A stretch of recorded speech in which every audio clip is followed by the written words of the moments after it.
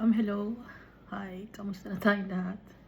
I praise the Almighty Father, Yahweh, for the joy that He is bestowing on all of us. Happiness and joy are different emotions. Yung happiness, it's a fleeting emotion. While joy, yun yung it lasts for a lifetime and for all eternity. And so if our Father is with us, guiding us, we will have joy and contentment and peace and love. Ando na lahat yun. Pero yung happiness, it's just fleeting emotion. Sandali lang yun. Example ng happiness, no? Pag binigyan ka ng pagkain, masaya ka na. Pero pag naubos na yung pagkain, hindi ka na masaya, wala na pagkain. Pero, yung joy, may pagkain ka man o wala, masaya ka because the Almighty Father is giving us peace and joy and contentment. And I thank my Jesus Christ, my Savior, for washing away our iniquities, our transgressions. And so, we look beautiful in our Father's eyes, and our hearts are also clean when our Father looks at us because of the blood of Jesus Christ. And I thank the Holy Spirit for guiding us always, for comforting us, and for the gifts every day. To receive the gifts of the Holy Spirit, we must pray, no? Alam naman natin yun, and obey the teachings of Jesus Christ. Worship our Father. And read His words. Meditate on the words of our Father.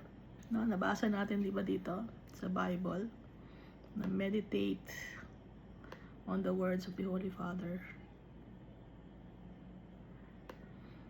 Saan nga ba yun? Sa Malakay. Meditate on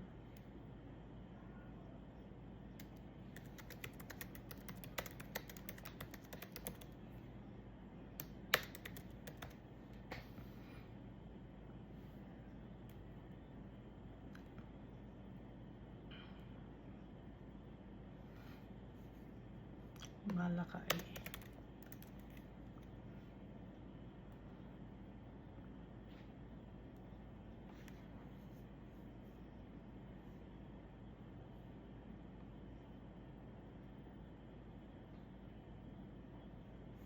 Malachi chapter 3 verse 16.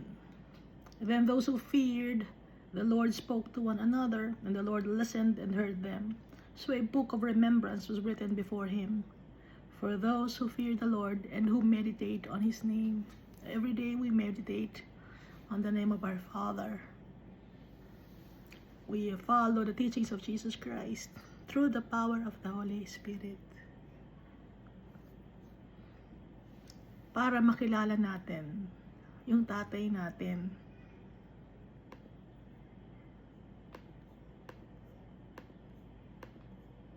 Dahil tayo, mababaw lang ang pagkakakilala natin sa tatay natin. Kaya dapat lagi natin kausapin ng tatay natin para makilala natin siya. Di ba yung mga tao dito sa mundo, para makilala natin, kinakausap natin, di ba? Ganon din si Almighty Father, kakausapin natin siya para makilala natin siya. I-reveal niya ang sarili niya sa atin. At gustong gusto tayong kausapin ni Almighty Father. Inaantay niya tayo. Masaya-masaya si Almighty Father pag kinakausap natin siya. You will hear a voice behind your ears. Nabasa natin yan, di ba? Na nakikipag-usap sa atin si Almighty Father. So last time, we read 1 Samuel chapter 2. Ito yung nakalagay dito, yung prayer ni Hannah. Nagpapasalamat si Hannah for the blessings from the Lord. Yun yung anak niya, nagpapasalamat siya. Hindi nag-expect si Hannah na magkaroon pa ng ibang anak. Pero dahil nagpasalamat siya kay Almighty Father, mas lalong bless ni Almighty Father si Hannah. Kaya nagkaroon pa siya ng 3 anak na lalaki at 2 anak na babae. Pero yung mga anak naman itong si Eli, wicked. Sinaswapang nila yung mga offerings. At nakikita yun ng mga tao, ng mga nagpupunta sa Shiloh. At ginagaya sila. Ginagaya ang kanilang ugali. Kaya malaki ang kasalanan ng mga anak ni Eli. Dahil hindi sila magandang ehemplo sa mga tao. Paano susunod ang mga tao kung mismong yung mga anak ng leader or ng priest hindi sumusunod kay Almighty Father?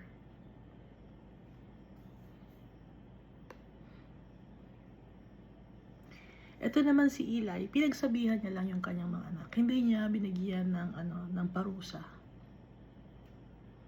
So mas importante sa kanya ang kanyang mga anak kumpara kay Almighty Father. At ang kasalanan pa ng mga anak ni Eli, yung mga babae, tinatabihan nila. They lay with the women who assembled at the door of the tabernacle of meeting. So yung mga taong gumagawa ng abomination, gaya ng pagtabi sa mga members ng congregation, tinatabihan ninyo yung mga babae ninyo, no? May pa kayo, gusto niyo pa yung mas bata, no? May nababasa ako, hindi lang dito sa bansang natin, hindi lang dito sa country, kundi buong mundo to. Dahil si Satan nag-ooperate siya all over the world. So demon possession yun. Kahit pa sabihin mo na hindi, religious leader yun eh. Pero kung ang ginagawa ng isang tao ay wickedness, hindi siya kay Almighty Father. Ginagamit lang niya si Almighty Father. Abomination.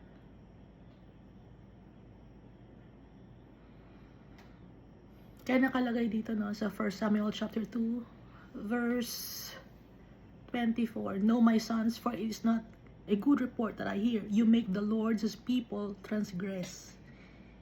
Nagkakasala ang mga tao dahil sa inyo.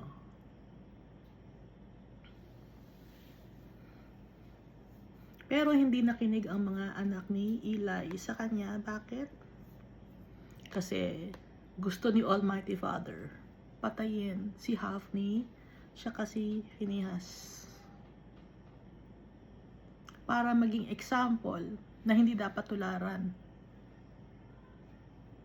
At hindi dahil ang isang tao ay religious leader, pati yung kanyang mga anak, yun ang magmamana ng kanilang pagiging leader. Hindi ganon. Si Almighty Father ang namimili. Ngayon kung kayo ay pinipili ninyo ang inyong mga anak at hindi naman pinili ni Almighty Father, yun, nagkakasala kayo kay Almighty Father.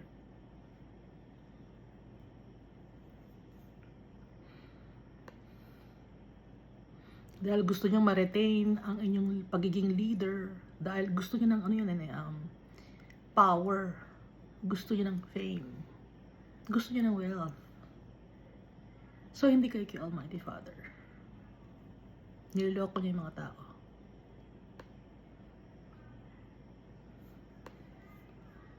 Si Almighty Father is powerful. Alam niya lahat. Ang puso ng tao, alam niya, hindi tayo makakapaglihim.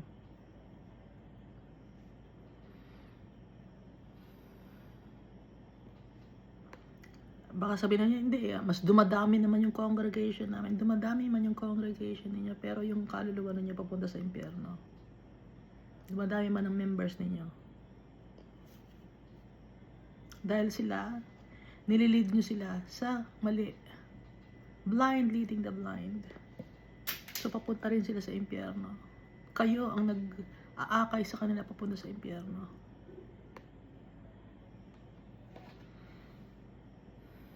Kung sino nagmamahal kay Almighty Father, ino-honor ni Almighty Father yon. Pero, kung sino yung nagde-despise kay Almighty Father, he shall be lightly esteemed. Hindi siya papabura ni Almighty Father.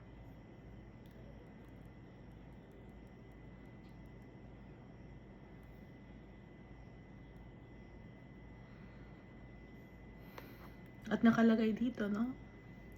That the Almighty Father will raise up for Himself a faithful priest. Siya tayo, royal priesthood, a holy nation. At nakalagay dito, I will build him a sure house. Si Almighty Father, bibigyan niya tayo ng inheritance. And he shall walk before my anointed forever. Kasama si Jesus Christ forever. So sino to? Tayo to, mga faithful followers of the Almighty Father and Jesus Christ.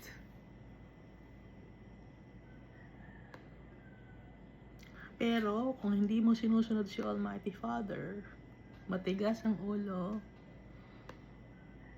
hindi ikaw kasali sa faithful priest. Hindi ikaw kasali na magkakaroon ng sure house. Hindi mo makakasama na maglalakad si Jesus Christ. Dahil ano ang mangyayari sa iyo kung ikaw ay disobedient. Mapupunta ka dito sa eternal damnation. Magmamakaawa ka. Nasa impyerno ka, nagmamakaawa ka. Hindi ka na makakaalis.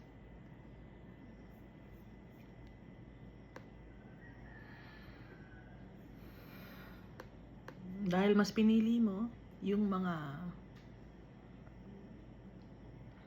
pamilya mo dito sa mundo kumpara kay Almighty Father. Mas pinili mo yung magandang buhay dito sa mundo kesa sundin si Almighty Father. Kung ikaw ay ganong klaseng tao, ikaw ay son of Belial. Anak ka ng demon.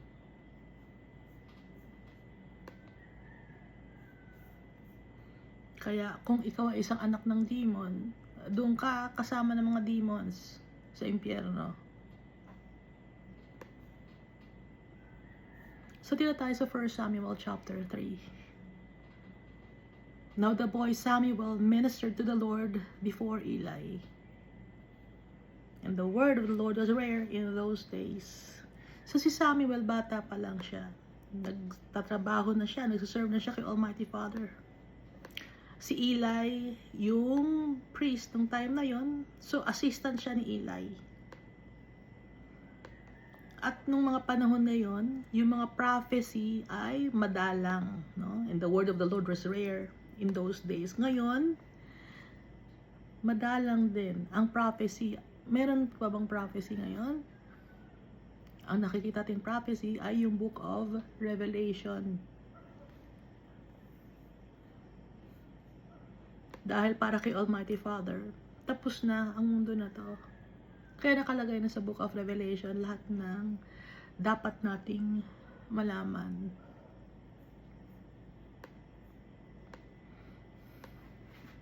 Verse 2. And it came to pass at that time while Eli was lying down in his place, and when his eyes had begun to grow so dim that he could not see.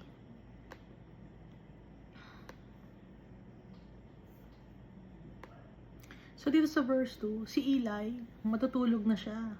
Pero yung mata niya, malabo na, no?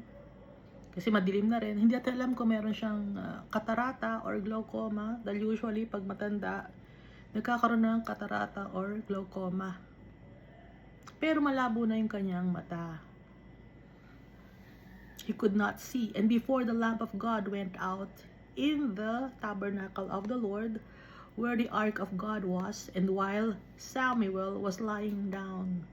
So, walang binabanggit na dito na kwarto. Kundi, hindi natin alam kung meron lang curtain na humihiwalay or may place lang na nakahiwalay. Pero wala naman sinasabing kwarto, no? Kasi nandito din yung the tabernacle of the Lord, where the ark of God was, and while Samuel was lying down. Then the Lord called Samuel, and he answered, "Here I am." Tinawag ni Almighty Father si Samuel. Sabi ni Samuel, "Andito ako." Verse 5, so he ran to Eli and said, "Here I am, for you called me." Andito na ako kasi tinawag mo ko eh. Andito na ako, sabi niya kay Eli. Dahil hindi pa aware nun si Samuel sa boses ni Almighty Father, pero tinawag siya. Kayo ba minsan nakakarinig kayo na tinatawag ang pangalan ninyo? Pero hindi naman kayo natatakot, di ba? Natatakot ba kayo? Tinatawag yung pangalan ninyo. Sino tumatawag ang pangalan ko? Hindi kayo matatakot kasi tinatawag yung pangalan ninyo, no? Hindi nakakatakot yun. Kaya tinanong si Samuel, hindi siya natakot. Nakarinig na rin ako ng tinatawag yung pangalan. Sabi ko, ano yun? Gagano ako. Tapos, wala namang tao. Ganon itong si Samuel. Pero kay Eli naman siya, lumalapit. Kasi ang kasama niya si Eli. So, akala niya si Eli ang tumatawag sa kanya. "Here I am, for you called me." Andito ako, dahil tinatawag mo ko. And he said, sabi naman ni Eli, "I did not call. Lie down again." Hindi kita tinatawag. Sige, matulog ka na. And he went and lay down. Verse 6, then the Lord called yet again, "Samuel." So Samuel arose and went to Eli and said, "Here I am, for you called me." Andito na ako. Tinatawag mo kasi ako eh. He answered, "I did not call, my son. Lie down again." Hindi kita tinatawag. Sige, matulog ka na. Sabi ni Eli. Verse 7, now Samuel did not yet know the Lord. Hindi pa alam ni Samuel yung boses ni Almighty Father. Alam niya, nag-serve siya kay Almighty Father, pero yung makausap niya si Almighty Father, marinig niya yung boses ni Almighty Father na makipag-usap sa kanya, hindi pa niya alam. No? Now Samuel did not yet know the Lord, nor was the word of the Lord yet revealed to him.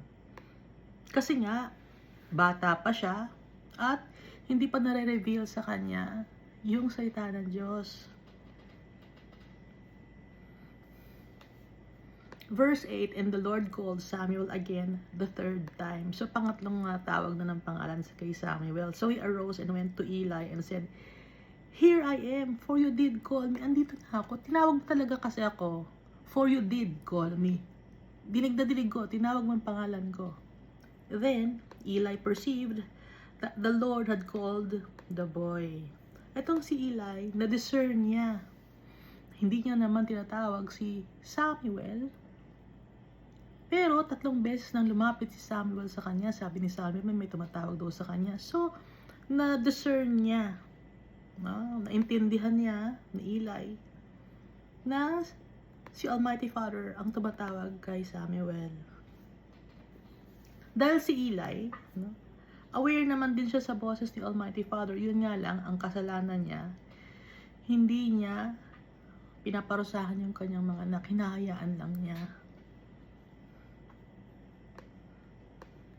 Verse 9, therefore Eli said to Samuel, "Go lie down, and it shall be, if he calls you, that you must say, 'Speak, Lord, for your servant hears.'" Ngayon, ang sinabi ngayon ni Eli kay Samuel, humiga ka ulit. Tapos, kung tawagin ka ulit niya, ito ang sasabihin mo, "Speak, Lord, for your servant hears." Magsalita ka, Almighty Father, dahil ako yung servant, nakikinig ako sa iyo. Yun ang utos ni Eli kay Samuel. So Samuel went and lay down in his place. Kaya nahiga ulit si Samuel. Verse 10, now the Lord came and stood and called as at other times, "Samuel, Samuel." And Samuel answered, "Speak, for your servant hears. So, tinawag ulit ni Almighty Father si Samuel. Samuel, Samuel. And Samuel answered, Speak, Lord, for your servant hears. Kung ano yung sinabi sa kanya ni Eli, yun ang sinabi ni Samuel kay Almighty Father. Verse 11. Then the Lord said to Samuel, Behold, I will do something in Israel at which both ears of everyone who hears it will tingle. May gagawin ako sa Israel na yung mga tenga ng mga taong makakarinig, sila ay matatakot or quiver or tremble, nakakakilabot. Verse 12, In that day, I will perform against Eli all that I have spoken concerning his house. Sa araw na yon, gagawin ko kay Eli lahat ng mga binanggit ko tungkol sa kanyang house or tungkol sa kanyang family. Pag sinabing house, family to. From beginning to end. Kasi di ba dito sa 1 Samuel chapter 2, mayroong isang man of God na nagbigay ng message kay Eli. Hindi pinangalanan kung sino yung man of God na yun na ginamit ni Almighty Father para mag-relay ng message kay Eli from the Almighty Father. Ngayon, dito naman sa chapter 3, si Samuel na yung kinausap ni Almighty Father na gagawin na niya yung mga bagay na sinabi niya tungkol sa family ni Eli. From beginning to end. Verse 13. For I have told him that I will judge his house forever for the iniquity which he knows.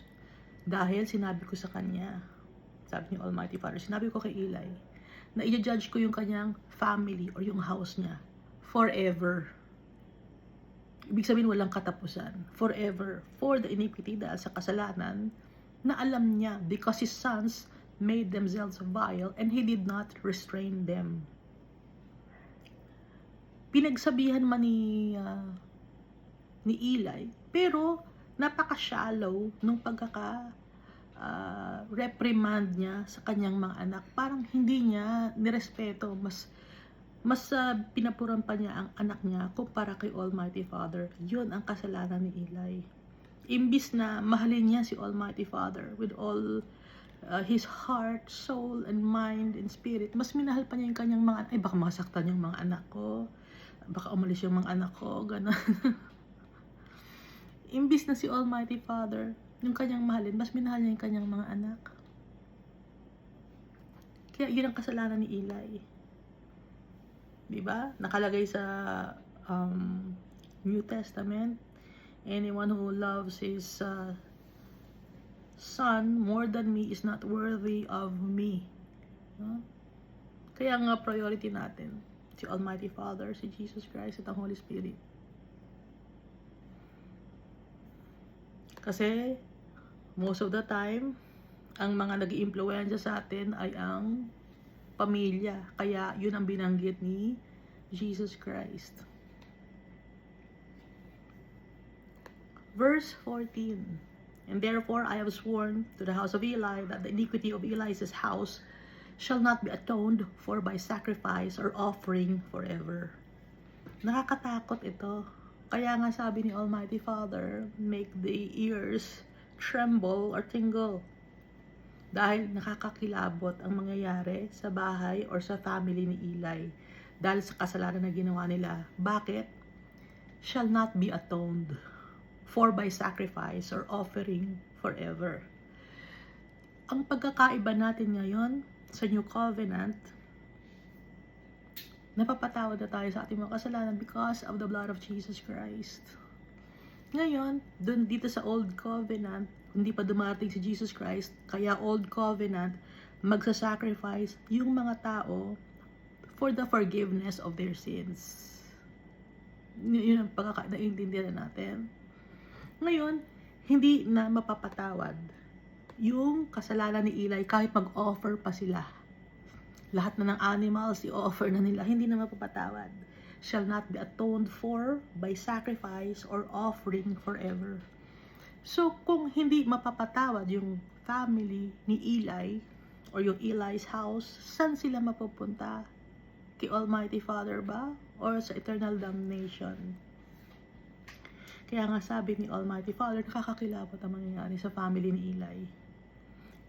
Si Eli, Levite, priest of the Almighty Father, pero yung family niya, yung house ni Eli, syempre kasali siya doon kasi house niya, family niya, sama-sama sila. Hindi mapapatawad. Yun ang kaibahan natin ngayon sa Old Covenant, yung New Covenant, mapapatawad na tayo sa ating mga kasalanan. Dahil yung sacrifice, perfect yung sacrifice, si Jesus Christ. Nakakalungkot, diba? Nung time na tong si Eli. Kung yung time tong si Eli, nandito na si Jesus Christ, mapapatawad si Eli, pati ang kanyang family. Kung magtitiwala sila kay Jesus Christ, malilinis sila. Pero, nangyari ito nung time na wala pa si Jesus Christ dito sa mundo. Hindi pa na i-offer ni Jesus Christ yung kanyang flesh and blood and dito sa mundo sa mga tao. Kaya ito, si Eli, nakakalungkot ang nangyari sa kanyang house. Verse 15. So Samuel lay down until morning. So si Samuel, yun ang kausap ni Samuel, no, kay Almighty Father. Ngayon ito si Samuel, hanggang umaga nakahiga siya and open the doors of the house of the Lord. Siya ang nag-open ng temple. And Samuel was afraid to tell Eli the vision, at ayaw ni Samuel sabihin kay Eli kung ano man ang vision na sinabi sa kanya ni Almighty Father. Dahil si Samuel, no, bata pa siya dito. At saka si Eli, itinuturing na niya kasing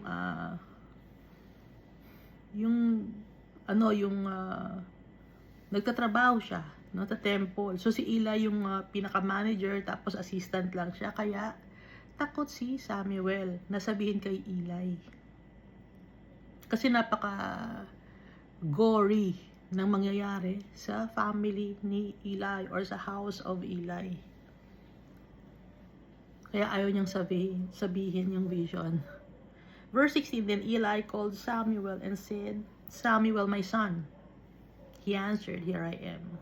Alam ni Eli, no, kung yung mangyayari. Kaya tinanong niya ngayon si Samuel para ma-verify niya. Dahil nga, nakakaramdam na rin tong si Eli. Dahil, dito nga sa chapter 2 ng 1 Samuel, binanggit na sila ay paparusahan ni Almighty Father. So, nagtataka si Eli, bakit hindi sa kanya sinabi? Bakit kay Samuel?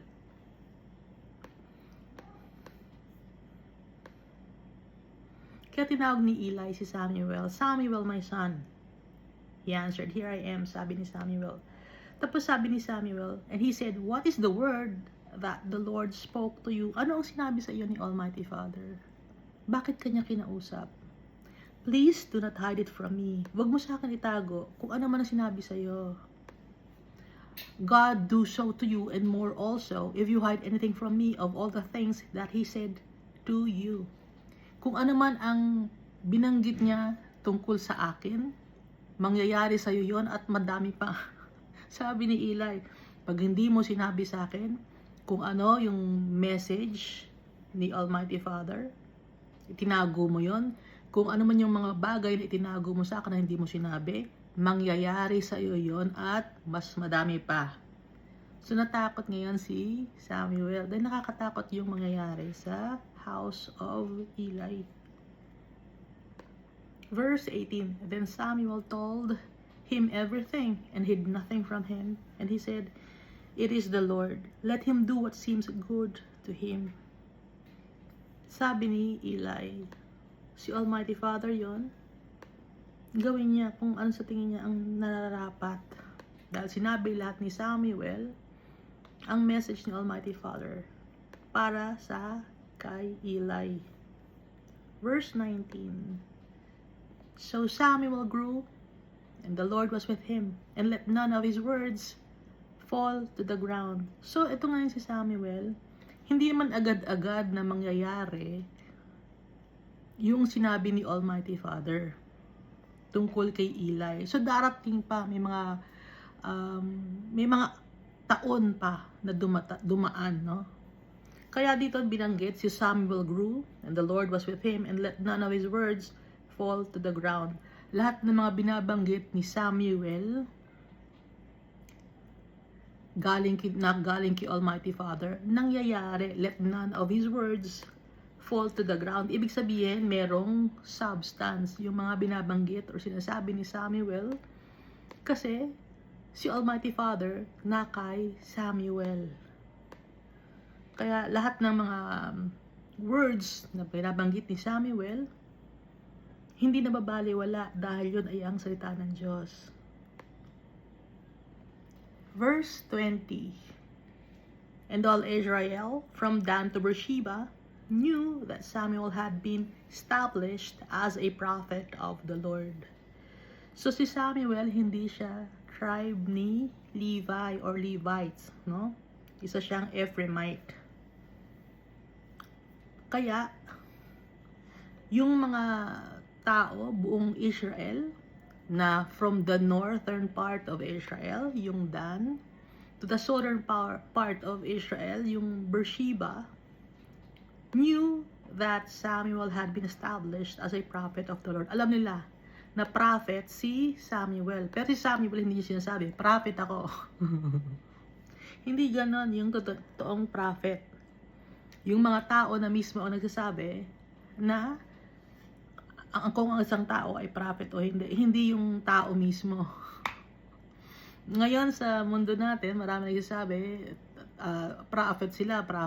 Hindi ganon. Ha?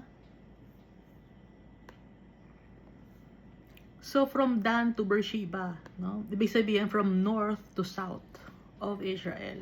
Alam nila si Samuel yung prophet ni Almighty Father dahil lahat ng mga binabanggit ni Samuel punong-puno ng wisdom and knowledge. Kung mayroon kang wisdom and knowledge, galing yun kay Almighty Father. Hindi lang yun basta makukuha ni Samuel nang wala lang. Lahat ng wisdom and knowledge, it comes from the Almighty Father. At yung gift of prophecy, no? Galing sa kay Almighty Father yon, sa Holy Spirit. Verse 21, then the Lord appeared again in Shiloh. Pag sinabing appear, hindi naman nagpapakita si Almighty Father, pero yung kanyang salita, no? Tuloy natin. Then the Lord appeared again in Shiloh, for the Lord revealed himself to Samuel in Shiloh by the word of the Lord. So naintindihan natin yan, ano? Hindi nagpakita si Almighty Father. Kaya lang sinabing appeared again kasi yung kanyang salita ni-reveal din naman niya kay Samuel. Yun ang ibig sabihin ng appeared again. So si Samuel, hindi niya nakita si Almighty Father. Ha? Yung mga prophet, si Jonah, hindi niya nakita si Almighty Father. Si Elisha, hindi nila nakita si Almighty Father. Yung mga judge, no? Nabasa natin, hindi nila nakita si Almighty Father. Sino lang nakakita kay Almighty Father? Si Moses, no? At nung makita ni Moses si Almighty Father, naka side view pa na patalikod kasi hindi niya pwedeng makita yung holiness ni Almighty Father. Mamamatay si Moses.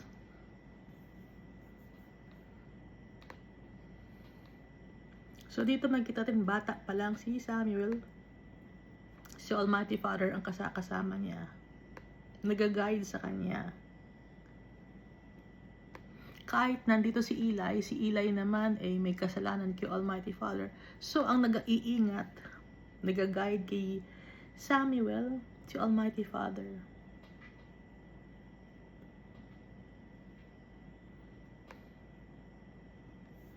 So, dito tayo, 1 Samuel chapter 4. The word of Samuel came to all Israel. So dito medyo malaki na si Samuel. Hindi na siya bata. So maraming mga taon ang dumaan, no? And the word of Samuel came to all Israel. Now Israel went out to battle against the Philistines. Nabanggit na naman ang mga Philistines. Ilang beses na nabanggit dito sa Bible ang Philistines? Madaming beses, no? Tinignan ko.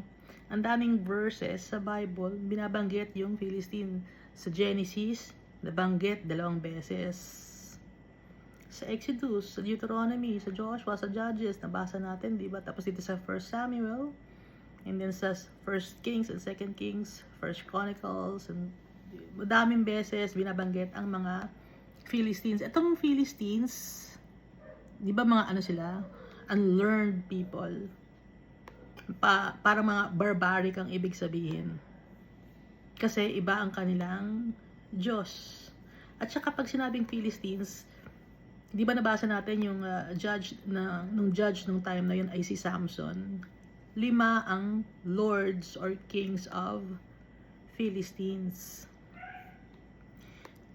So, itong Philistine na to, hindi lang ito isang tribe, kundi 5 sila. Parang united, gano'n. Parang country, di ba? May mga country na nakalagay, di ba, sa country, united. Tapos, yung pangalan na yun. Pero dikit-dikit sila. Pero may sarili-sarili silang leader. No? Naintindihan natin? Example, yung UAE or United UK, no? USA. So, united. So, itong Philistines, 5 sila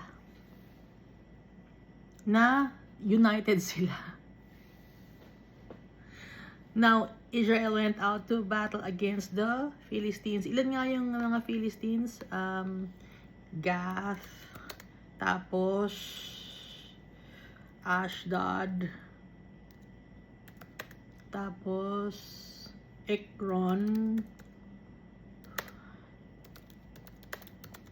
ano nga yung iba pa?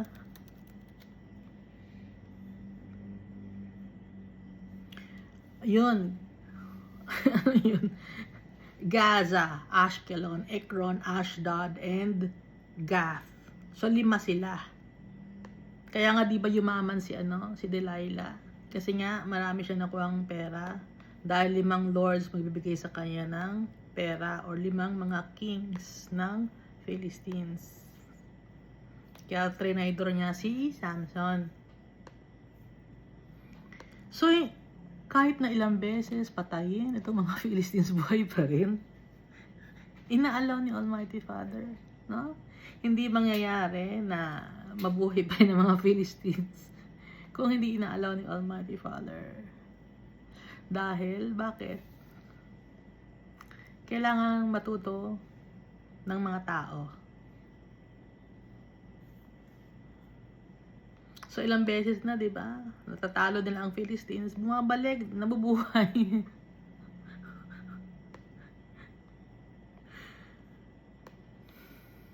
At hanggang ngayon meron pa rin, di ba? Yung Gaza, napakaliit lang ng place ng mga Palestinians. Sa ngayon, kadikit ng Israel, napakaliit lang, pero hindi pa rin sila ma-extinguish or ma-wipe out. Bakit? May dahilan si Almighty Father. Kasi kung si Almighty Father gusto niya lang tanggalin, tanggal lahat yan. Ha? Pero, inaalaw pa ni Almighty Father. May dahilan si Almighty Father. Basahin natin na, Now Israel went out to battle against the Philistines and encamped beside Ebenezer, and the Philistines encamped in Aphek. So magkakaroon ng war against the Philistines. So yung mga Israelites, ang kampo nila sa Ebenezer. Ngayon, yung kampo naman ng mga Philistines sa Aphek. Yung layo ng Ebenezer sa Aphek, it's 3.22 kilometers, give or take, no? Or 2 miles. So, malapit na rin yun. 2 miles lang, no?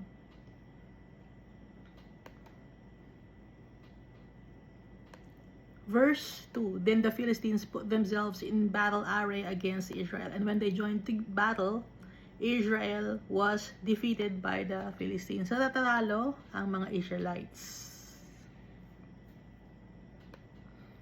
Laging ganun na nangyayari. Natatalo ang Israelites, natatalo ang Philistines, natatalo ang Philistines, natatalo ang Israelites. Nanalo ang Israelites, nanalo ang Philistines, no?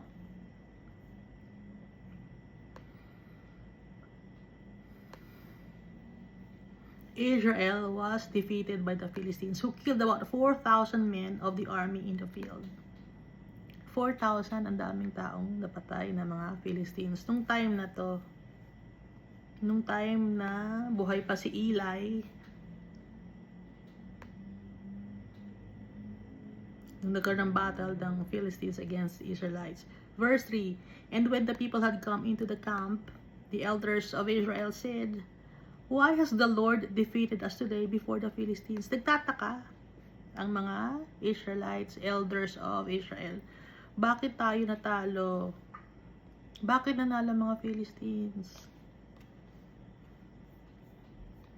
May reason si Almighty Father. Lahat ng bagay, may reason si Almighty Father. Hindi lang mag-grasp ng mind natin.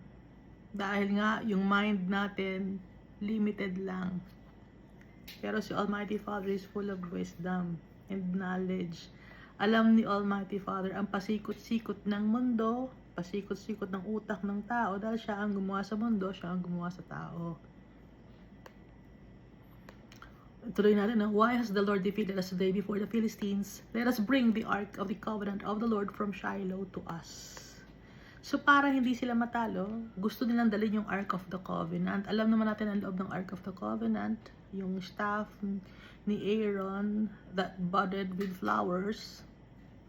Kahit dry na yon, tapos andun yung 10 Commandments, andun pa yung manna, no? Nakalagay sa jar, yung manna. So, yun ang nasa loob ng Ark of the Covenant. So, sa ngayon, ang Ark of the Covenant, si Jesus Christ. Kasi yung Ark of the Covenant, sinisimbolo nun si Jesus Christ. Ngayon, yung Ark of the Covenant, nawawala, hindi na makita. Inalaw ni Almighty Father yon dahil dumating na si Jesus Christ. Hindi na kailangan ng Ark of the Covenant dahil si Jesus Christ, buhay siya. Kaya inalaw ni Almighty Father, mawala na yung Ark of the Covenant. So ito yung unang pagkakataon na nalayo sa mga tao yung Ark of the Covenant. Basahin natin, no? Let us bring the Ark of the Covenant of the Lord from Shiloh to us, that when it comes among us, it may save us from the hand of our enemies. Pagkasama natin yung Ark of the Covenant of the Lord, mananalo tayo, tsak yun. Sabi ng mga Israelites. Verse 4, So the people sent to Shiloh that they might bring from there the Ark of the Covenant of the Lord of Hosts, who dwell between the cherubim, and the two sons of Eli, Hophni and Phinehas. So ang may daladala ng Ark of the Covenant, hindi si Eli. Dahil si Eli ay isang priest, hindi siya, kundi yung kanyang mga anak ang kanyang representative, si Hophni at si Phinehas, were there with the Ark of the Covenant of God. Verse 5, And when the Ark of the Covenant of the Lord came into the camp, all Israel shouted so loudly that the earth shook. May echo, nagsigawan yung mga tao. Joyful shout ang ginawa ng mga Israelites. Kasama nila ang Ark of the Covenant. Kaya nag-celebrate sila. They were joyful. Verse 6, Kasi ibig sabihin nun, panalo na sila, kaya sila nagsisigawan. No? Alam nilang victorious na sila. Verse 6, now when the Philistines heard the noise of the shout, they said, what does the sound of this great shout in the camp of the Hebrews mean? Then they understood that the ark of the Lord had come into the camp. Sabi, anong itong ang ingay-ingay na malalakas na sigaw galing sa kampo ng mga Hebrew? Anong nangyayari? At naintindihan nila na yung Ark of the Covenant nandun sa camp sa Ebenezer. From Shiloh, dinala sa Ebenezer.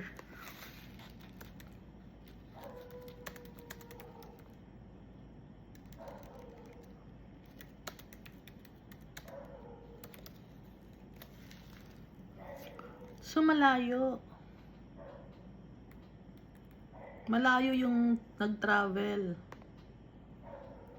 Malayo, oh.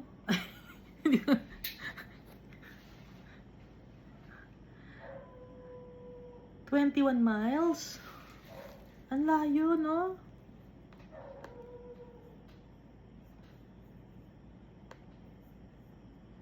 So, nag-travel. Ang kasama ng Ark of the Covenant, si Hophni tsaka si Phinehas. Hindi na sumama si Eli kasi si Eli matanda na siya. Hindi na niya kakayanang maglakad ng mahaba. Kaya itong si Hophni and Phinehas na lang ang sumama as representative of Eli dahil anak naman sila ni Eli.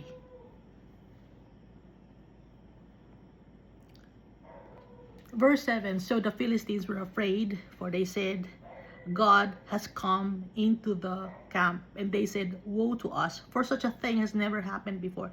Naku, kawawa tayo. Sure na yan. Dumating na yung Ark of the Covenant, nandun sa camp, sa Ebenezer. Kawawa tayo. Hindi ito nangyayari kahit kailan pa man, no? For such a thing has never happened before. Verse 8, woe to us, who will deliver us from the hand of these mighty gods? Sabi ng mga Philistines, kawawa tayo. Sino ang mag-save sa atin? Sa kamay ng mighty gods.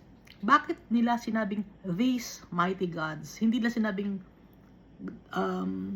from the mighty God. Bakit plural? Kasi yung mga Philistines, marami silang Diyos. Hindi nila alam na si Almighty Father nag-iisang Diyos lang. Hindi sila maalam. Hindi na kilala si Almighty Father. Kaya akala nila, madaming Diyos ang mga Israelites kasi nga, powerful si Almighty Father. Kasi nga, yung mga Philistines, marami silang tinatawag na Diyos, iba-iba. May Diyos sila ng sakahan, may Diyos ng pangingisda, may Diyos ng pagtatanim. Si Almighty Father, sakop niya lahat yon kasi siya ang creator. No? Kaya isa lang ang Diyos natin. At itinaas niya ang pangalan ni Jesus Christ. Kaya Diyos din si Jesus Christ. At kung itataas natin ang pangalan ni Almighty Father, itataas na rin natin ang pangalan ni Jesus Christ. Kasi kaisa ni Almighty Father, si Jesus Christ. Naintindihan natin, ano? Tuloy natin. These are the gods who struck the Egyptians. O plural na naman, gods. Sila, sabi, sila yung mga Diyos na tumalo sa mga Egyptians with all the plagues in the wilderness. So kahit marami nang nagdaan na taon na natalo nila ang mga Egyptians, ano pa rin, malaki ang impact na nangyari. Kahit matagal ng panahon na nakalipas, alam pa rin ng mga tao yung history ng mga Israelites. Kasi meron silang sinusulat, no? At itinuturo nila yon. Meron din sila syempreng mga educational system. Meron din, akala ninyo wala. So itinuturo rin sa kanila yon na powerful yung God of the Israelites. Pero ang alam nila, madaming gods. Kasi nga, sobrang powerful. Si Almighty Father, hinati niya yung Red Sea, no? At hinati rin niya yung Jordan River. So, isip nila, maraming Diyos na gumagawa ng plagues. Hindi nila alam, iisa lang. Kaya ang banggit nila ay plural. These are the gods, no? Plural 'yon, di ba? Ituloy natin, ano? So alam nila na nagpapadala ng plague si Almighty Father. Na powerful si Almighty Father. Pero bakit hindi sinasamba ng mga Philistines? Kasi yung mga Philistines gusto nila ng kadumihan. Kay Almighty Father hindi pwede ang kadumihan. May mga directives si Almighty Father, holiness, righteousness, and justice. Hindi kaya ng mga Philistines gawin yon. Kaya hindi sila magtitiwala kay Almighty Father dahil mas gusto nilang pagtiwalaan ng kanilang sarili, sila ang masunod. Dahil pag tayo, follower ni Almighty Father, ang masusunod sa buhay natin si Almighty Father. Ngayon, yung mga Philistines, ang gusto nilang masunod sila. Naintindihan natin? Ngayon tayo, kung gusto nating masunod sa buhay natin, tayo ang magdidirect ng buhay natin. Hindi tayo follower ni Almighty Father. Pero if we follow Jesus, if we obey our Father, follower tayo ni Almighty Father. No, yun ang difference. Tuloy natin, ano? Verse 9, be strong and conduct yourselves like men, you Philistines. Maging matapang kayo. Ha? Sabi sa, conduct yourselves like men. Di ba nga laki kayo, matapang kayo. That you do not become servants of the Hebrews as they have been to you. Conduct yourselves like men and fight. Inaano na, minamotivate nila yung sarili nila. Malakas tayo, mga lalaki tayo. Conduct yourselves like men. Lalaban tayo. Ganun. Minamotivate nila yung sarili nila dahil nga si Almighty Father, powerful siya. Dahil yung mga Egyptians powerful pero tinalo ni Almighty Father, sinira ni Almighty Father, tinanggal ni Almighty Father yung mga anak niya sa Egypt. So paano pa ang mga Philistines, kino-compare nila yung sarili nila sa mga Egyptians kasi yung mga Egyptians kumpleto sila ng arsenal. Artillery. Itong mga Philistines, syempre, barbaric sila, konti lang ang kanilang mga resources, kaya takot sila, no? Kung yung Egyptians natalo or natanggal doon at nagkaroon ng plague ang lupain ng Egyptians, paano pa sila? Kaya pinalalakas nila ang kanilang loob. Lalaki tayo, lalaban tayo, ganon. Verse 10. So the Philistines fought, and Israel was defeated. Nakipaglaban ng Philistines. Pero natalo ang mga Israelites. And every man fled to his tent. There was a great slaughter. And there fell of Israel 30,000 foot soldiers. Madami ang namatay. 30,000 foot soldiers. Yung unang namatay, ilan? 4,000 men ang namatay ng mga Israelites na lalaki. Ngayon, sa pangalawang pagkakataon, ang namatay naman madami. 30,000 foot soldiers. 30,000 Israelites. Verse 11, also, the ark of God was captured. And the two sons of Eli, Hophni and Phinehas, died. Gaya ng sabi ni Almighty Father, papatayin niya yung anak ni Eli, si Hophni at saka si Phinehas. So, way ni Almighty Father to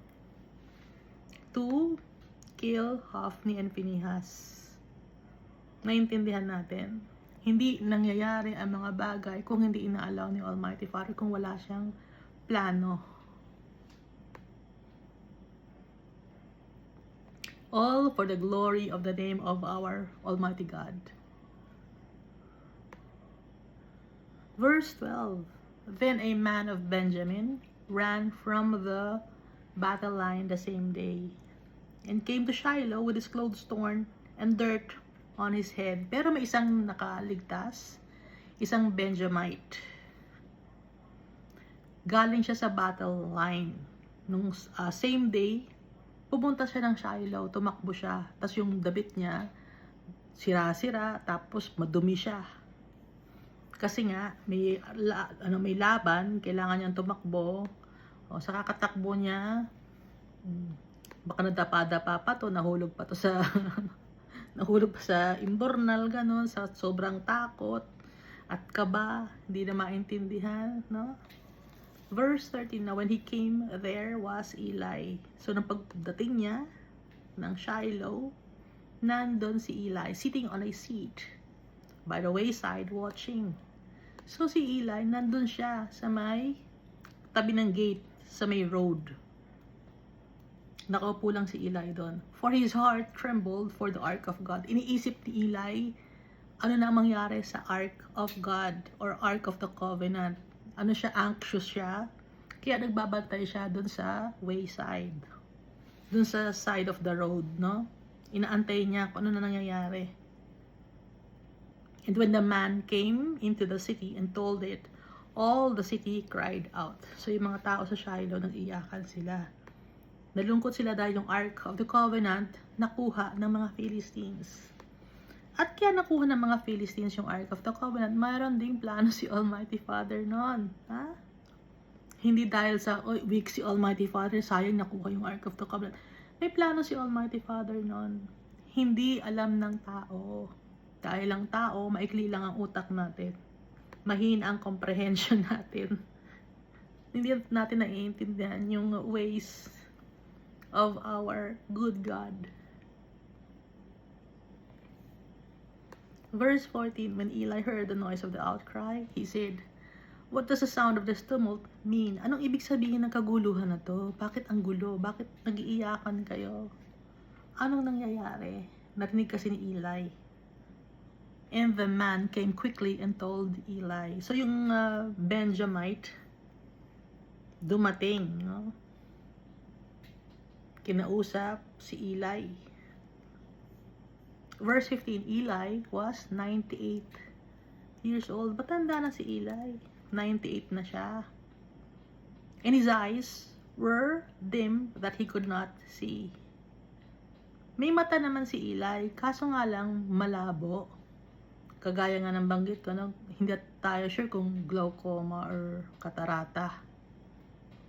Pero inalaw na rin ni Almighty Father na maging malabo na yung kanyang paningin. Kasi may mga servants naman si Almighty Father dito na malakas pa, like si Moses, hindi naman ang hina, di ba? Gaya ni Joshua, hindi rin siya mahina, no? Kinuha lang ni Almighty Father. Pero ito si Eli, nang hina siya. Bulag siya, no? Malabo na yung kanyang mata. Verse 16. Then the man said to Eli, I am he who came from battle. Galing ako sa sa gera, sa war, sa battlefield. And I fled today from the battle line. Tumakas ako, nakatakas ako. And he said, what happened, my son? Ano ang nangyari, anak? Sabi ni Eli, dun sa son of Benjamin. Verse 17. So the messenger answered and said, Israel has fled before the Philistines. Tumakbo ang Israel. Natalo ng mga Philistines. And there has been a great slaughter among the people. Ang daming mga taong namatay, mga Israelites. Also, your two sons, Hophni and Phinehas, are dead. And the ark of God has been captured. So, ang daming nangyari na ikakaiyak ni Eli. Natalo sila, tapos maraming mga taong namatay, tapos yung kanyang anak pa, na dalawa, namatay din, tapos yung Ark of the Covenant, wala na sa kanila, nakuha ng mga Philistines. Pero si Almighty Father, kamay lahat ni Almighty Father ang gumawa nito.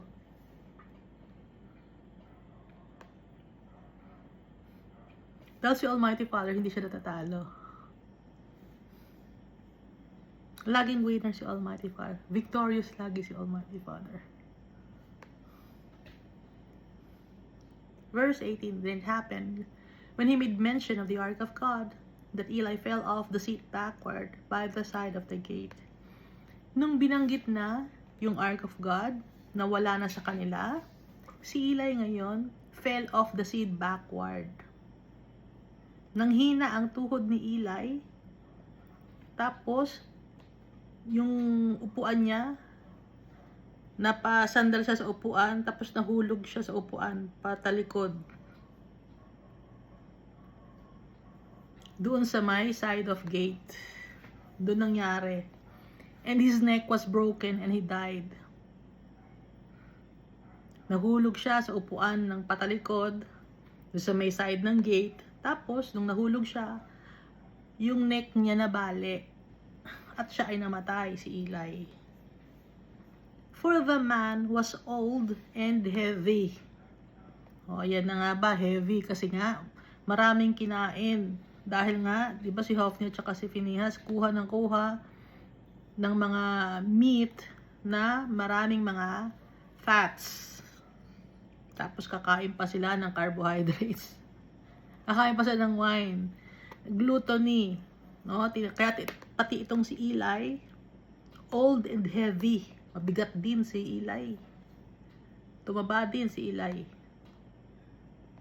And he had judged Israel 40 years.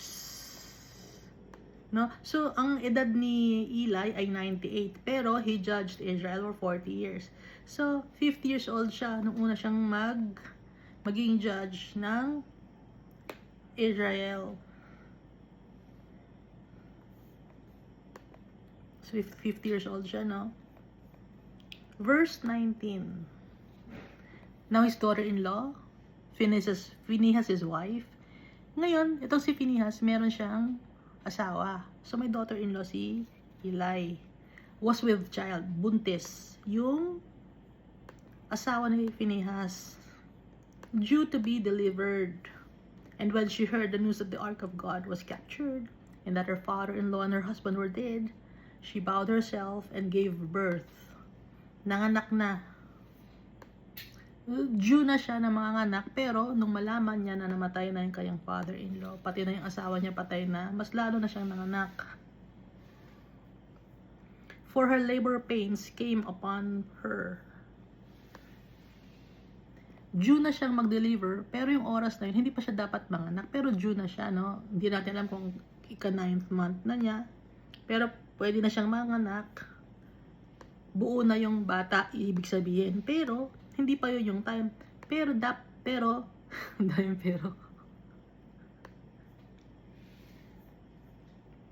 na-trigger. Okay? Na-trigger.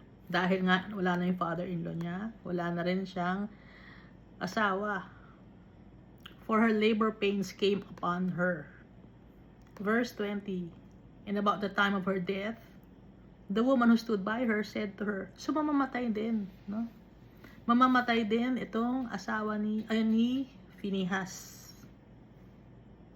And about the time of her death, the woman who stood by her said to her, do not fear, for you have borne a son. Huwag ka matakot, nanganak ka ng isang lalaki. But she did not answer, nor did she regard it. Hindi na siya nagsumalita. At hindi na siya nag-pay attention kung ano man yan. Hindi siya masaya.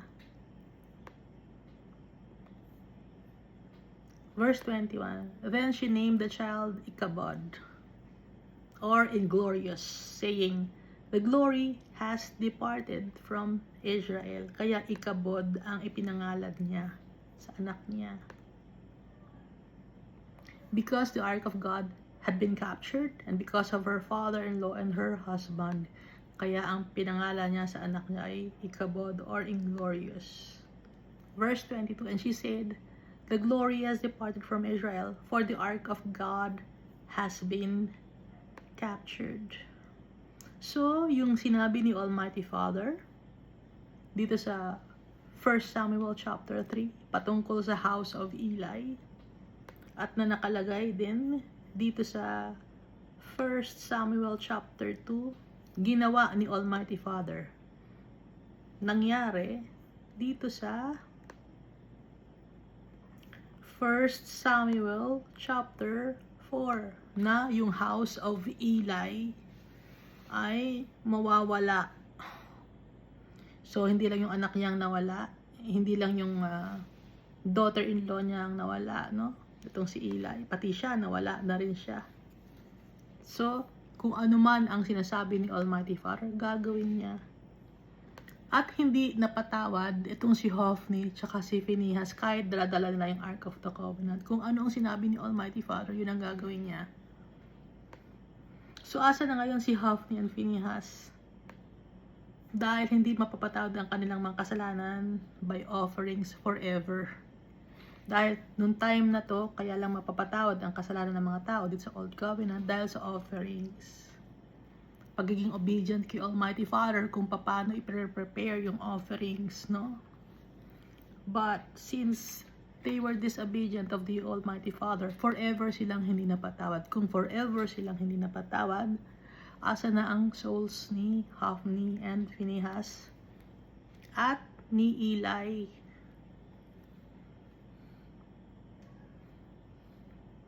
Si Almighty Father is powerful.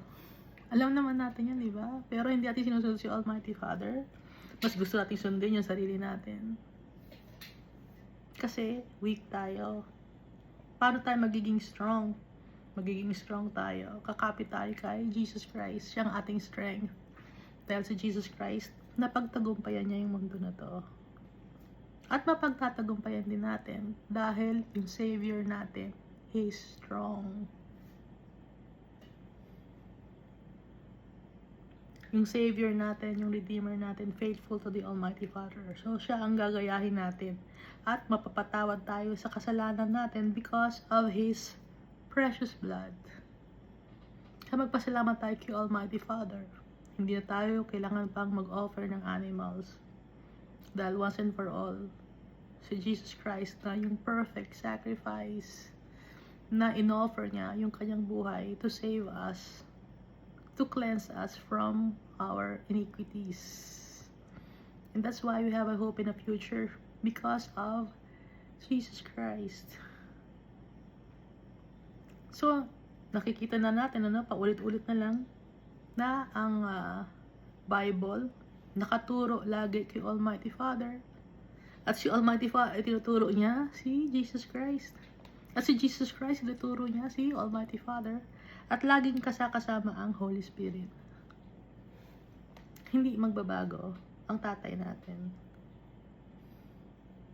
He will never change. He is powerful, magnificent, awesome, kind, full of mercy and grace. Never will He leave us nor forsake us. And He wants what's best for us. Thank you, and God loves us all so much.